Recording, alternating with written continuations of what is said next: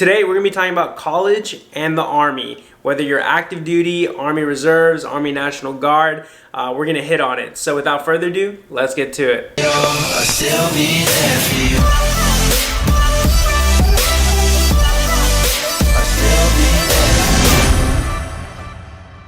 What is up, guys? Ben Allen back with another video, and like I just said, we're gonna be talking about college and whether it's possible to take / do while you're active duty military or in the Army Reserve / National Guard. I get asked this question a lot, like, hey, is it possible? Like, what's it like doing this, that, and the other? And so I'm gonna answer that question today. But before we get into that, a little bit about me for those of you that may be new to the channel. I did 4 years active duty as a 68 Whiskey combat medic.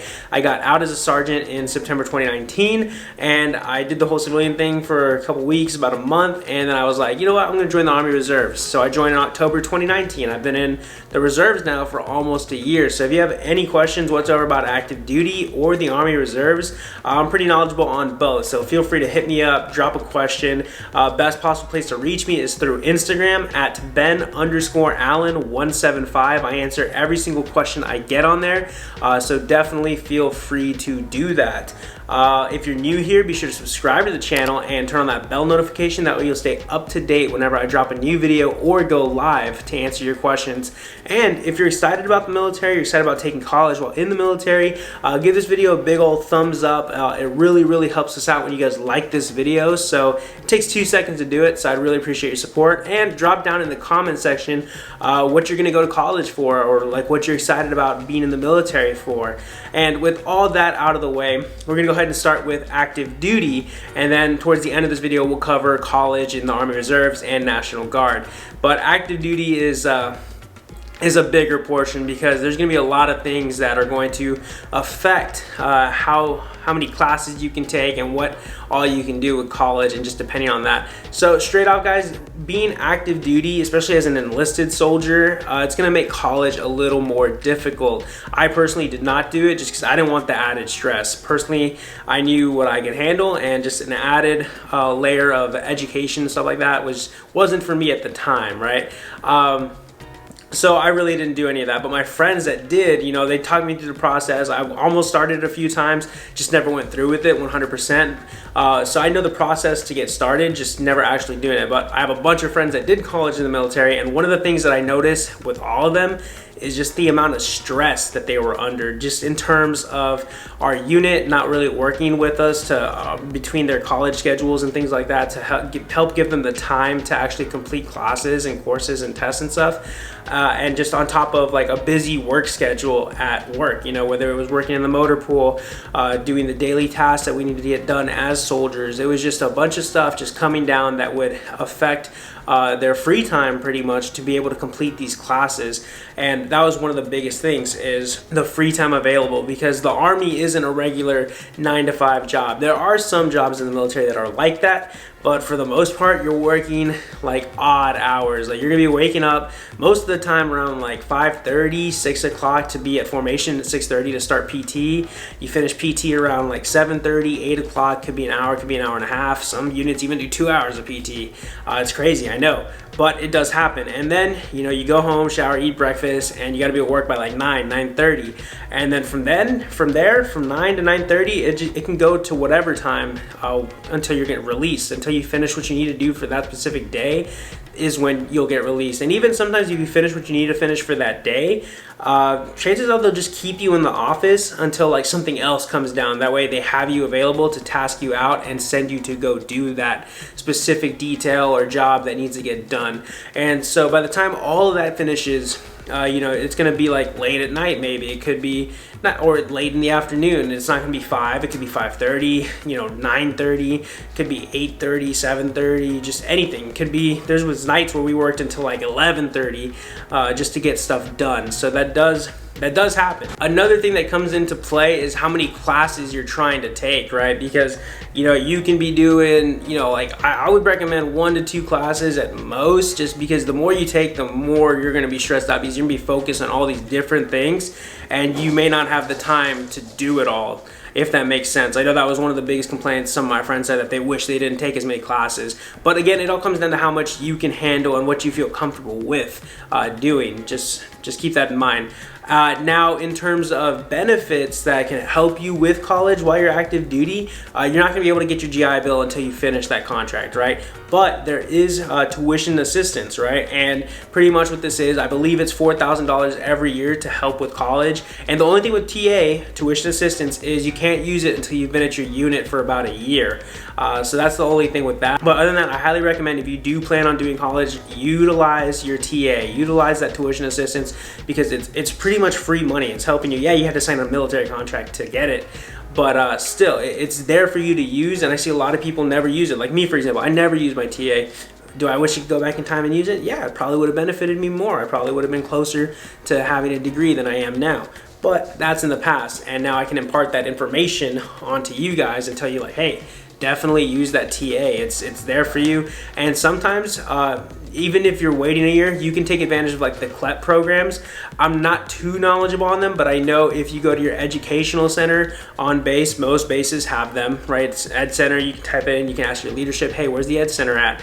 They'll point you in that direction. And pretty much the Ed Centers, it's just full of college advisors, full of advisors in general that can help you with your education. You know, they'll walk you through the process of how to set up, you know, on the websites, how to get everything inputted, how to select your classes, how to select your school, you know, what schools are military friendly, what schools will actually take those CLEP, the CLEP program, you know, credits and transfer them over, and just everything like that, guys, because not a lot of colleges will take some of that, you know, the credits you do online or that you've gotten through the military, because I know most AITs, especially if they're long enough, like my AIT, for example, like for 68 Whiskey, they give you some college credits. You get your JST, your Joint Service Transcript, and on there it has pretty much everything you've done from basic training to AIT and just any other classes that you've done in the military, and some of those are worth college credits. I believe after being a 68 Whiskey going through AIT, they give you enough credits to almost get an associate's, and that's pretty good. You know, that's good to have,